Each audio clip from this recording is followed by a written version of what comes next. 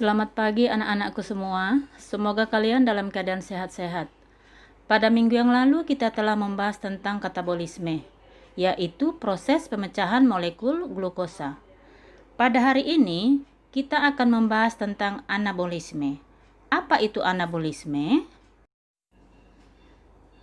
Anabolisme, proses penyusunan senyawa kompleks organik dari senyawa-senyawa sederhana membutuhkan sejumlah energi yang berasal dari cahaya atau dari reaksi kimia. Anabolisme dibagi dua. Pertama, fotosintesis jika sumber energi dari cahaya. Yang kedua, kemosintesis jika sumber energi berasal dari zat kimia. Nah, sekarang yang kita pelajari yaitu fotosintesis. Proses fotosintesis terjadi di kloroplas yang terdapat pada semua bagian tumbuhan yang berwarna hijau seperti daun. Pada daun, kloroplas banyak ditemukan di jaringan tiang atau jaringan palisade. Nah, sekarang perhatikan struktur kloroplas, di mana kloroplas merupakan organel sel berbentuk cakram, terdiri dari membran luar dan membran dalam. Kemudian tilakoid berisi klorofil, yaitu tempat terjadinya reaksi terang fotosintesis. Ketiga, grana merupakan tumpukan tilakoid. Yang keempat, stroma merupakan tempat terjadinya reaksi gelap fotosintesis. Nah, sekarang kita masuk ke fotosistem. Fotosistem merupakan unit yang mampu menangkap energi cahaya matahari, yaitu ada dua jenis. Fotosistem pertama, di mana klorofil A dalam fotosistem pertama disebut P700 karena dapat menyerap energi cahaya dengan panjang gelombang 700 nanometer. Yang kedua, fotosistem 2, di mana klorofil A dalam fotosistem 2 disebut P680 karena dapat menyerap energi cahaya dengan panjang gelombang 680 nanometer. Nah, di mana tahapan daripada fotosintesis itu ada dua jenis. Pertama, reaksi terang. Yang kedua, reaksi gelap.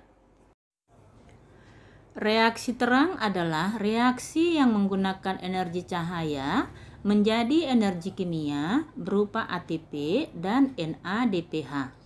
Reaksi terang terjadi di grana atau tumpukan tilakoid dalam kloroplas.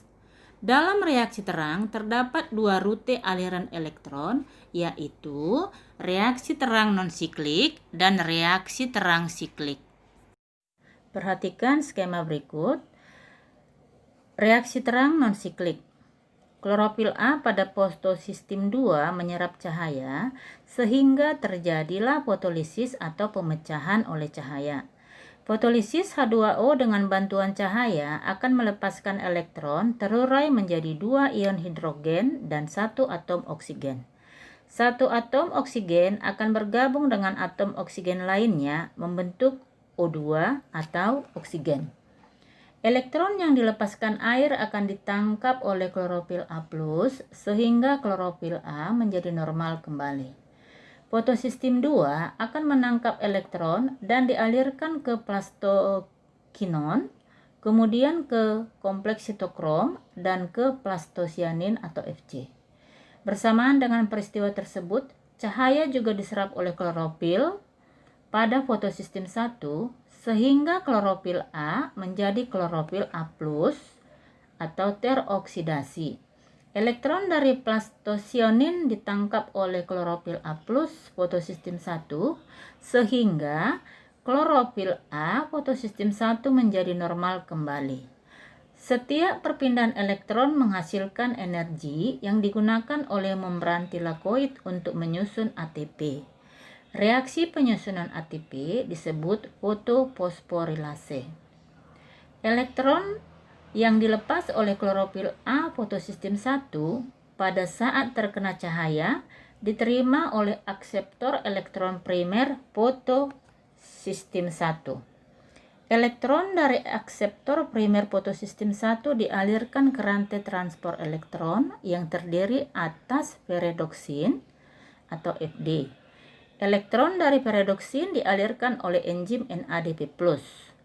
NADP+ menangkap elektron dari ion H+ menjadi NADPH. NADPH merupakan sumber energi untuk mensintesis gula. Kesimpulannya, hasil reaksi terang non-siklik yaitu ATP, NADPH, dan O2. Nah, sekarang kita lihat reaksi terang siklik. Klorofil A pada fotosistem 1 menyerap cahaya dan melepaskan elektronnya sehingga menjadi klorofil A+.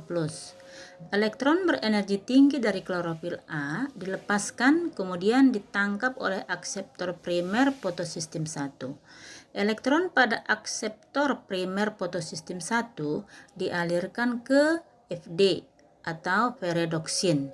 Elektron dari peredoksin dikembalikan ke klorofil A+ fotosistem 1 melalui kompleks sitokrom, kemudian ke plastosianin sehingga klorofil A menjadi normal kembali. Aliran elektron siklik terjadi jika kloroplas kekurangan ATP untuk siklus Kelvin atau reaksi gelap. Nah, sekarang kita lihat yang kedua, reaksi gelap. ATP dan NADPH dari reaksi terang akan digunakan sebagai energi untuk reaksi gelap. Reaksi gelap terjadi di stroma. Ada 3 tahapan yang dilalui. Pertama, tahap fiksasi karbon, yaitu pengikatan CO2 dari udara. Yang kedua, tahap reduksi, yaitu perubahan fosfogliserat menjadi gliseraldehid 3-fosfat. Yang ketiga, tahap regenerasi RUBP berfungsi sebagai akseptor CO2. Dalam siklus reaksi gelap diperlukan 6 putaran sehingga dihasilkan 1 molekul glukosa.